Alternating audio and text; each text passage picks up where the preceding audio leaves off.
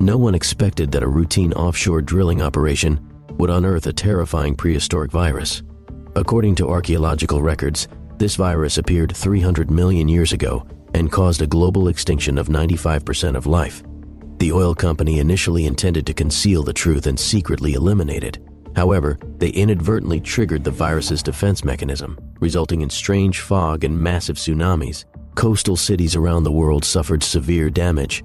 The surviving employees were sent to a drilling platform in the Arctic, where they met the company's CEO, Morgan. It was then that they realized the company wasn't actually after oil, but rather to deeply study the ancient virus that could affect natural climates. To prevent the secret from leaking, the company placed all employees who knew the truth under house arrest. Among them, Buck and Kate were sent to the lab for observation because an employee suspected that they had the most contact with the ancient virus. Thus, they were isolated from monitoring. Watching the disaster footage on television, everyone felt immense sadness and guilt. Because the tsunami was caused by them, Buck, who was isolated, suddenly woke up from a dream. He thought he had escaped from the disaster, but found that he could still feel the presence of the virus and seemed to sense the other party's anger. Then he looked at Kate beside him, who clearly no longer remembered why she was there. Recalling what had happened during this time, Buck regretted not heeding Rose's judgment. Not long after, Kurt, who was in charge of monitoring the survivors, approached everyone. He produced a confidentiality agreement and claimed that as long as they signed the contract, they could take the next helicopter home, and they would also receive a £200,000 bonus. Before anyone could make a choice, he called away the employees, Mag and Rose, individually. They were not allowed to leave the platform because the tsunami had nearly destroyed all of the company's operations in the North Sea. They had to stay to help deal with the chaos. Soon the two met with CEO Morgan. From their conversation, Mag and Rose learned that the platform was called Stike. It was not only used for underwater drilling, but also served as a mining platform. It turned out that decades ago, people had discovered a massive shadow on the seabed that likely concealed rich mineral deposits. Over the years, the company had been dedicated to exploring the feasibility of seabed mining, but had not developed any viable technology until recently. Finally, in recent years, they had made breakthroughs, and Stike was the ultimate testing facility. If successful, they could extract rare earth metals from the seabed. However, Mag ridiculed this statement. Was her so-called progress just driving bulldozers to flatten the seabed? Rose also stated that such an idea was unrealistic. The difficulty of seabed mining was extremely high and could easily lead to unpredictable accidents. Yet Morgan was unwilling to give up because the company desperately needed the seabed minerals. Immediately after, she showed the two a video of an underwater survey. In the footage, two surveyors encountered a shifting seabed, and after calling for help, they completely lost contact with headquarters. But what were they actually searching for? At Morgan's gesture, Kurt explained to the two that the Mid-Atlantic ridge contained rich mineral deposits. The Stike platform was situated directly above the vein. It was 4,500 meters deep, about as high as 15 Eiffel Towers. The survey team was operating in a small area nearby. To ensure the safety of the employees, the company connected the survey vehicles to the Stike platform with a lifeline cable. This provided them with necessary oxygen and power. However, unexpectedly, 4 hours ago, a landslide caused the lifeline cable to snap. Although they could still hold on for a while with backup energy, the oxygen couldn't be replenished. There was only enough to sustain them for 2 hours. Therefore, the company hoped that Mag and Rose could assist in the rescue. However, just as the words left his mouth, Rose expressed strong opposition. She didn't want to fall into another trap. Morgan could only speak with her privately and explained that prior to this, she had no idea what was hidden beneath the seabed. The company had to quell public opinion and force the survivors to sign confidentiality agreements. They also kept Mag, who knew the most. The truth was that there was infighting within the company and the entire industry. Not only were they fighting over the seabed resources, but also to seize the initiative and gain more influence. However, the goal of both sides was the same, which was to enter the era of renewable energy first and become a leader in the industry. Only then could they publicly disclose all information about the ancient virus and gather top scientists for research. To demonstrate their sincerity, Morgan voluntarily released the isolated Buck and Kate. Thus, the group decided to take on the rescue mission. Meanwhile, the companions who refused to sign the confidentiality agreement joined the team. The group then arrived at the underground space of the platform.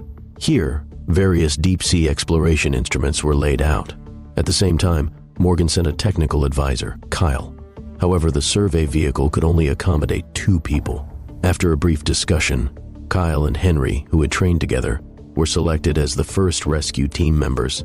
Female employee Reno entered a dimly lit laboratory. She found it filled with mysterious substances that glowed. Just as she examined them closely, the research supervisor, Tag, suddenly appeared to share his findings with her. It turned out that these substances contained organic phosphorescent compounds, which was why they emitted their own light. However, despite Tag's obsession with this, the company had now shifted its focus to mining rare metals. After all, when there was profit to be made, who cared about these unknown intelligent life forms? In fact, Kurt and Morgan appeared to have a superior-subordinate relationship, but in reality, they were partners. Both wanted to obtain the treasures of the seabed, and they organized this rescue mission to retrieve the survey logs from the missing survey vehicle. Not long after, Kyle and Henry drove the survey vehicle to the location where the previous workers had disappeared. However, at this moment, the scene was already a complete mess from the impact. The survey vehicle's windows were all shattered. The two speculated that the previous surveyors couldn't have survived. Rose was immediately filled with anger. Morgan sent people out, and in the end, she was left to clean up the mess.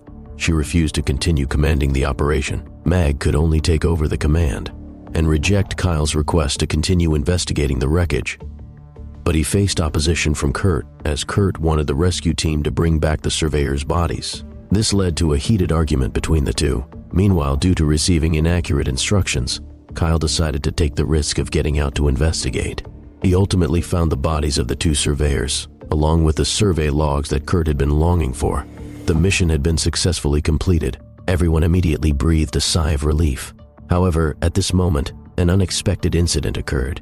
The ancient virus in the laboratory suddenly went haywire. Realizing that things were going awry, Reno and the others rushed into the command center.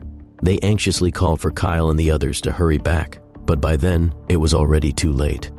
The survey vehicle was surrounded by unknown creatures.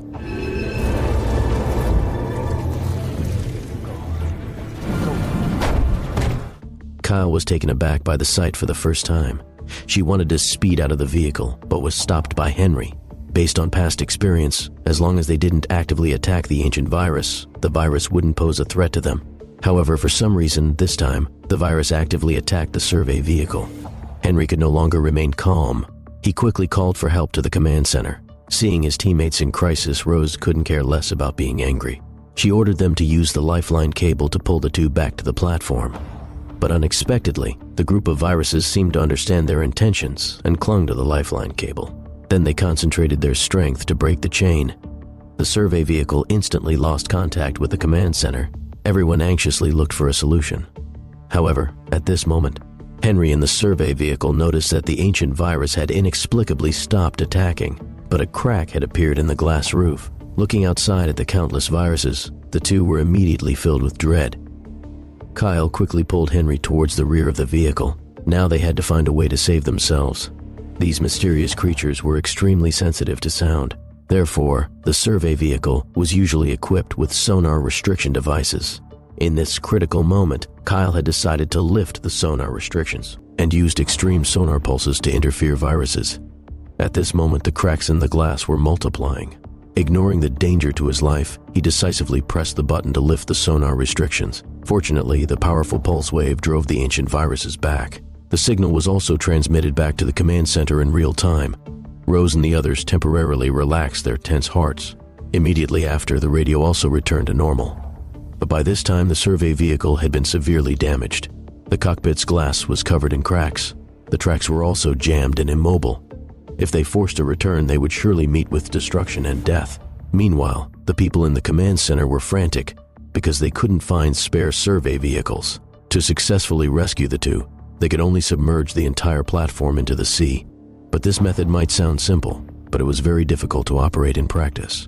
The first step was to blast the nearby ice surface. This task was extremely challenging. Any mistake could lead to drowning in the sea. But to save their comrades, they resolutely dropped one detonator after another onto the ice near the platform. However, just as they were dropping the last few, the ice beneath them made a cracking sound. It turned out that the ancient virus beneath the ice was trying to stop them. Mag quickly urged everyone to leave, but the next second, the ice beneath them suddenly fractured. An employee accidentally fell into the water. Mag and Buck quickly crawled over to rescue him, but at this moment, the detonator accidentally fell into the water. Fortunately, Mag reacted quickly and retrieved it. but his hand was frostbitten as a result. After successfully rescuing their comrade, the three moved away from the ice where the detonators were being dropped. Then they pressed the detonator in their hands.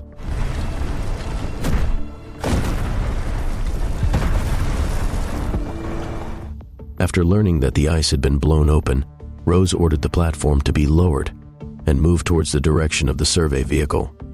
Before long, they successfully rescued the two trapped individuals.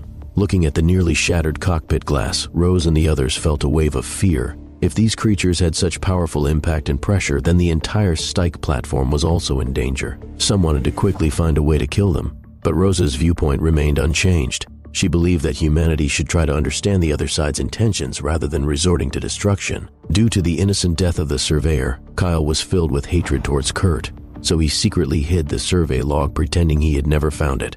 Meanwhile, Buck wiped the fog off the mirror in the room. He discovered that the mirror was glowing.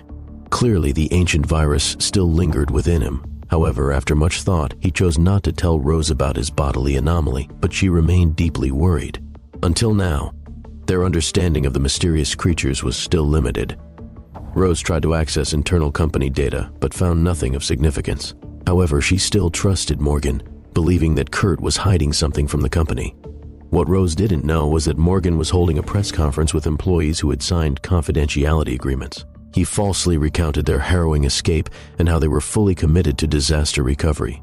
And those employees willingly accompanied Morgan in acting for high compensation. They said nothing about the virus. In this way, the company transformed from the culprit into the biggest victim. But as Rose listened to this lie, she naively believed that Morgan had his reasons. Mag and the others ruthlessly awakened her to the truth. They urged her to stop believing any talk from Morgan. However, at this moment, all external communication signals within the platform had been cut off. Mag knew that the company was preventing them from revealing the truth, and they could only continue researching the ancient virus. After repeatedly reviewing the underwater survey footage, the group finally noticed something unusual. Each time the communication network went down, they heard a segment of sound. Everyone was puzzled. Could this be the sound emitted by the viruses? To decode this information, they approached the research supervisor, Kurt. He had always been dissatisfied with Kurt, so he expressed his opinion freely. Kurt also inclined to believe that this was the sound produced by the ancient virus, but deciphering its meaning would take time. Moreover, in Tag's view, wanting to understand another unknown life form was itself a highly risky challenge. Nowadays, the platform was full of crises. Where should Rose and the others go from here?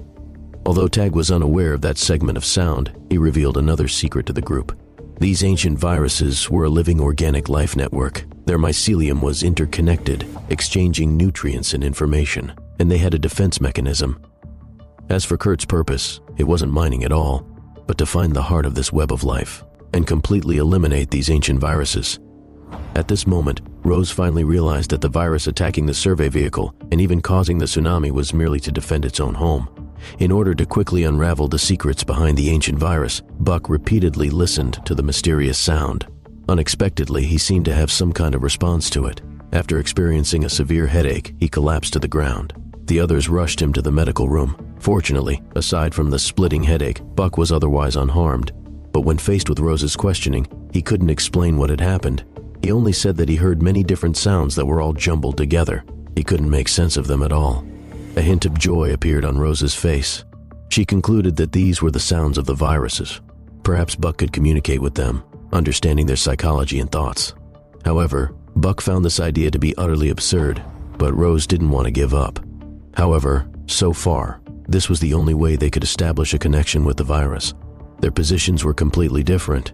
Buck stayed for Rose's sake, so he didn't want to put himself in danger, while Rose wanted to unravel the mystery and save the world. Neither could persuade the other, and they remained at an impasse. At this moment, the computer-savvy Molly successfully hacked the company's encrypted files. However, she still found no information regarding the virus, but soon she discovered a new key clue. It turned out that the company's underwater mining operations were extremely expansive. The entire area was within their planned territory. They seemed intent on monopolizing the mining rights and subsequent processing rights of this vein. This way, even if things spiraled out of control, the company could retreat unscathed due to its monopoly. The company could also rely on their monopoly position to escape unscathed and shift the trouble onto others. Despite many facts being laid out before her, Rose still refused to believe that Morgan would deceive her. Mag and the others urged her to accept reality, but unexpectedly, she remained stubborn in her beliefs. She insisted that these didn't constitute evidence. On the other side, Morgan was currently meeting with the company's senior management, Dolly. Dolly presented himself with the demeanor of a privileged young man. Upon meeting, he sharply warned Morgan that the board was monitoring her every move. She shouldn't think about pulling any tricks. Dolly was a spoiled rich kid who only cared about profit. He didn't consider whether the company's actions might lead to a larger survival crisis. Although Morgan didn't oppose the company's plans, she had her own reservations. Thus, she had never fully aligned herself with the company. The current situation was confusing and uncertain. No one knew how events would unfold next. At this moment, Kurt privately approached Buck. There was a sly gleam in his eyes. He told Buck that he knew how to eliminate the virus within him. It turned out that during the first underwater mining operation, Kurt's subordinates had been completely wiped out. That was why he was working hard to study these ancient viruses and found ways to eliminate them from Earth. He then took out a vial of a blocking agent and said that as long as Buck helped him get the survey log hidden by Kyle, he would receive this vial that could separate the virus. Buck ultimately agreed to the deal. However, Kurt still felt uneasy. He stared at the surveillance footage, preparing to send someone to kill Kyle when Buck received the survey log. Meanwhile, Buck was negotiating with Kyle. He confessed that he had been infected by the virus and pretended to be coerced by Kurt. He claimed that as long as Kyle handed over the hidden data, he would do everything possible to uncover the truth and make Kurt pay the price he deserved. After obtaining the log, Buck left. Kurt immediately sent someone to deal with Kyle. However, they forgot that Kyle was a diver. After being grabbed by the neck from behind, he feigned death by holding his breath and successfully escaped the pursuit. On the other side, Buck handed the log to Kurt. He prepared to ambush him from behind when he was unprepared, but unexpectedly, Kurt suddenly erupted in anger. It turned out that what Kyle had handed over was a fake document. Kurt immediately flew into a rage. Then he grabbed a metal rod and rushed out of the control room. He declared that he would teach Kyle a lesson. Soon the two men crossed paths. Kyle was filled with hatred and anger at this moment. The two began to grapple with each other. Kurt struck fiercely, and Kyle didn't hold back either. Both of them wanted to kill each other. However, Kurt had the advantage with his weapon. He aimed to deliver a fatal blow, but unexpectedly, Kyle suddenly pulled out a dagger hidden in his shoe. The scene reached a stalemate for a moment. At this moment, Molly rushed in hurriedly. Kurt's attention was drawn to her. Kyle seized the opportunity and stabbed him in the neck. Blood stained the water's surface and gradually faded away. This elderly figure, whom many feared, died like this. Faced with the chaotic scene before them, Rose and Mag felt quite a headache. The two tried to inquire about Kyle's motive for killing, but he remained tight-lipped, and the witness, Molly, claimed ignorance as well. The two could only review the surveillance footage again. However, at this moment, Kurt's subordinate Mason had been waiting for a long time. Rose asked him if he was involved. Naturally, he wouldn't admit to being ordered to kill Kyle. Later, he kindly told Rose that it was better to ask Buck if she wanted to know the truth. This statement shocked Rose. She hurried to find Buck and questioned him about why he was collaborating with Kurt. He hesitated for a moment but ultimately revealed his plan. Buck stated firmly that he never intended to betray Rose. He agreed to trade with Kurt only to get closer to him and gather more secrets about the company. He did indeed obtain useful information. The reason Kurt was so eager to get the survey log was that he was certain the first surveyors had located the heart of the ancient virus network, but all the data was still in Kyle's possession. To unravel all the mysteries, they had to find a way to obtain the log from him.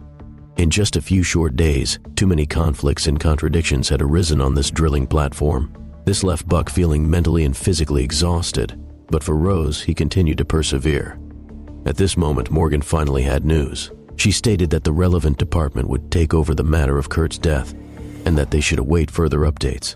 Rose sighed in relief upon hearing this and prepared to refocus all her energy on virus research. But what she did not expect was that Mason had secretly tipped off Dolly. Upon learning that Kurt was dead, Dolly's expression immediately darkened. He decisively ordered to seal the news and commanded all those in the know to keep silent. If the media got wind of this, it would surely be sensationalized. At that point, the company's image and reputation were bound to be affected. While the company was busy with this matter, Researcher Tag was methodically deciphering those mysterious signals. Rose believed that once they successfully decoded it, they would surely unveil the shocking secrets behind the virus. Little did they know, at this moment, a new crisis was quietly emerging on the ice surface.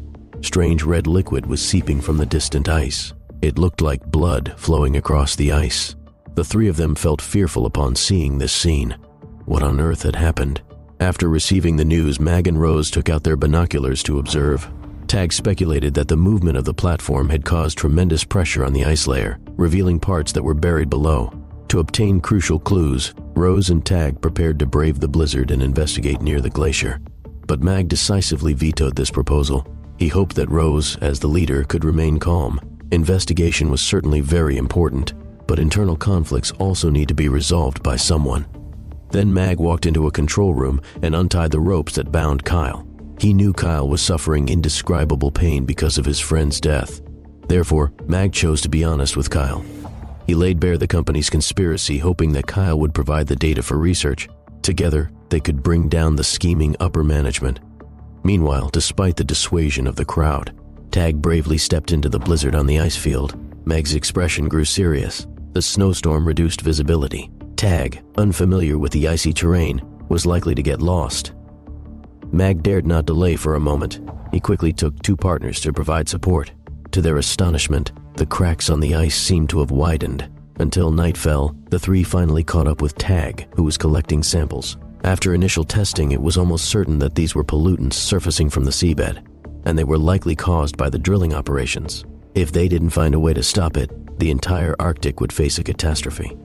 At this moment, the blizzard raged even more fiercely. The GPS and compass had completely malfunctioned. The group dared not linger any longer.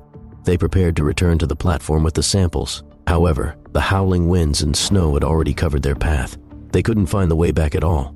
They could only drive cautiously, feeling their way forward.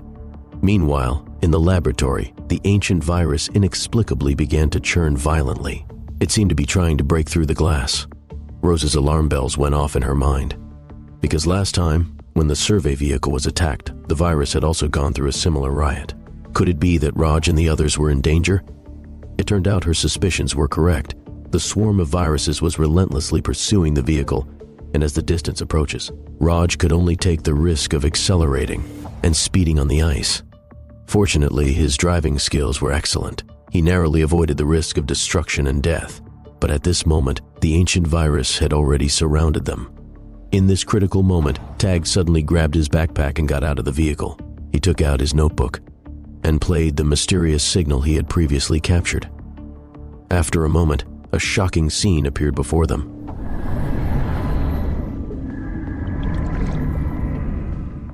As the signal amplified and spread, the ancient virus seemed to be calmed by something and gradually began to settle. Then it suddenly vanished from sight. The group quickly started the vehicle to return to the platform. The survivors, who had already signed confidentiality agreements, were secretly investigating the company's true intentions. To their surprise, they actually uncovered some key information. They found that all system logs related to the night of the tsunami had been deleted. It was clear that the company wanted to conceal the truth. However, this evidence was insufficient to bring down the company. Where should they investigate next? After learning that Mag and the others were in danger, Kyle, who had been silent, hurried to find Rose and expressed his willingness to hand over the survey log, but also warned Rose that the drive contained a delivery system capable of eliminating ancient viruses. If it fell into the hands of the company, they would lose all leverage. At that point, no one would be able to stop the company's reckless actions. A handgun was aimed at the two of them. It turned out that Mason had joined Dolly's side. He was prepared to kill Rose and the others completely. The others also sensed that something was wrong. But in the face of the crazed Mason, no one dared to act recklessly. Rose tried to appease the other party as the team leader, but Mason was unyielding and threatened Kyle to hand over the hard drive. The situation fell into a stalemate.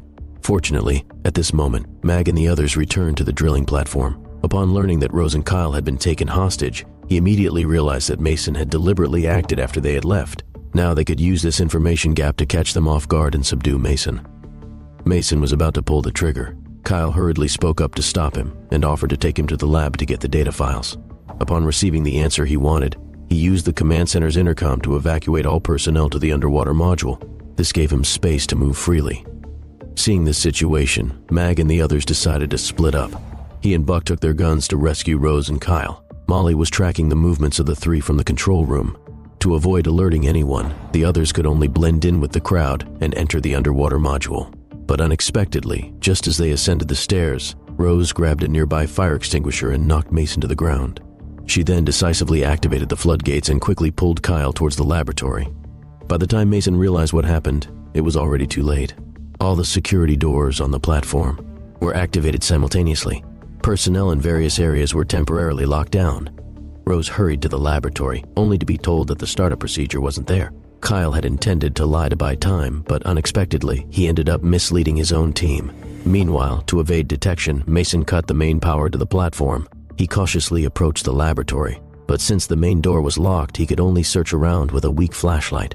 Thus, he failed to notice the two hiding under the experiment table.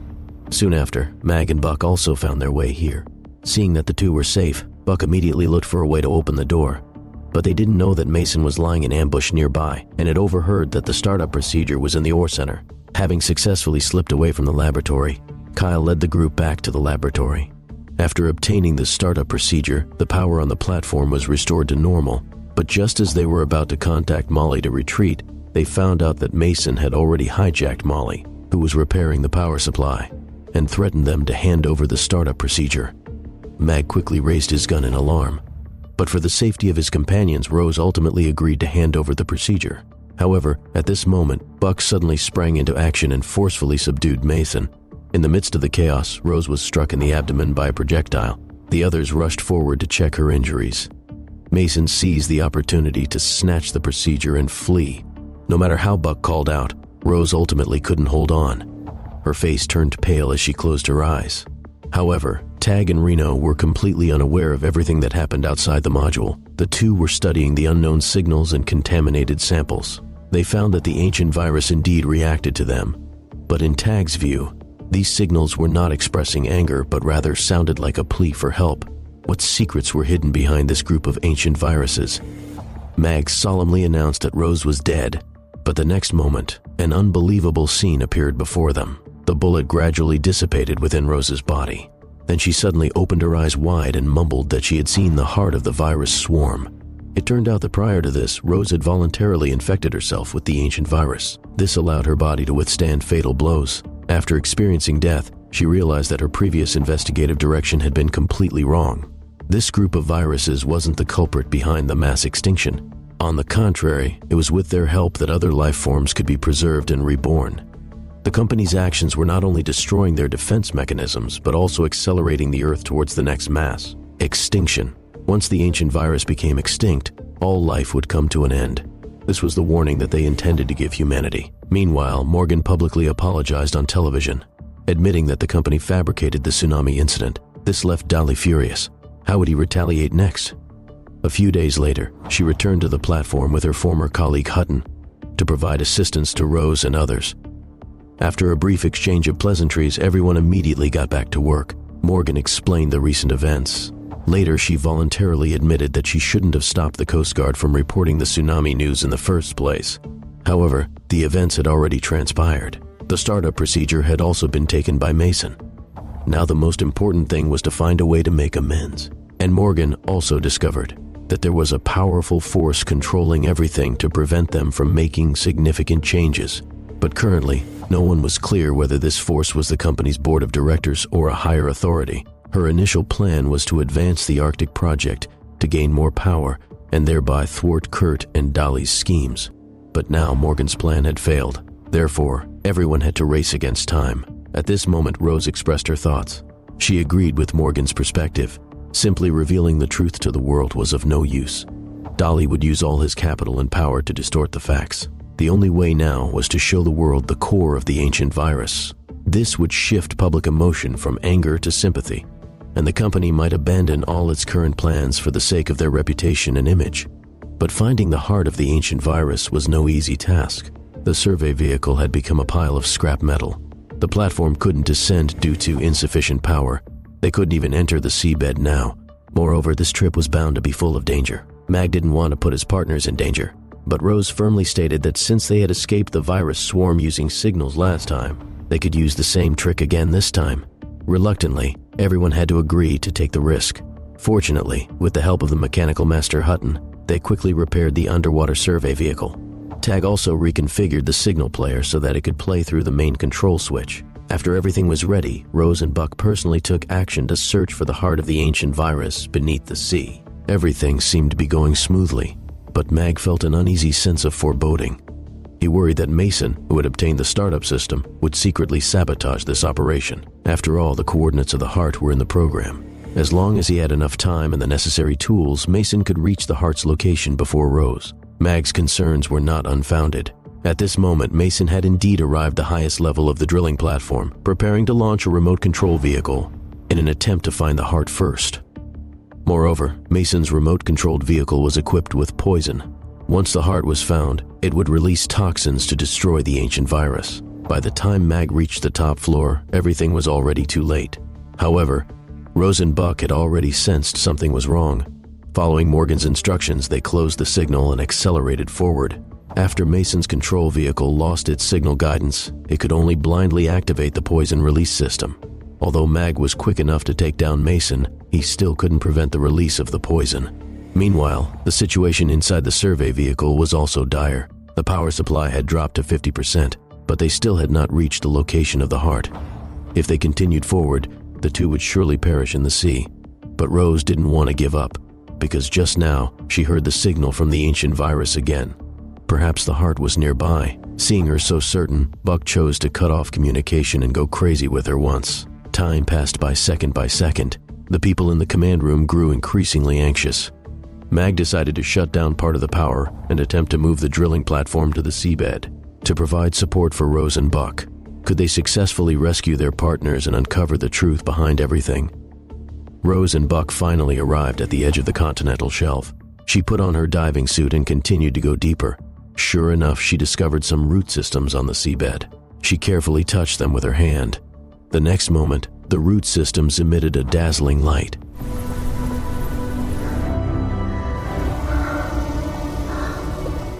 A beautiful and dreamlike network of life appeared before her eyes. It extended as far as her vision could reach. This seemed to be the heart of the ancient virus, and it appeared to be trying to communicate with Rose. Looking at this resplendent sight, Rose firmly stated that only by showing all of this to the world could they protect it from the threats posed by humanity. The virus seemed to understand Rose's words. After a brief dimming, the withered root systems instantly lit up, illuminating the entire underwater world. Even the ice surface could see this dazzling light. Countries around the world rushed to report this wonder. Dolly and the company's lies crumbled effortlessly. The public turned their attention to the ancient virus. The Arctic drilling permits were forced to be revoked under public pressure. Energy stocks were severely impacted. Dolly's painstaking plots and schemes ultimately left him isolated and betrayed. However, at this moment, the survey vehicle was down to only 1% power. The oxygen had also been nearly depleted. Rose and Buck had already prepared to meet their end in the sea. But how could Mag possibly give up on them? A brilliant white light pierced through the darkness and fell upon them. The drilling platform arrived next to them.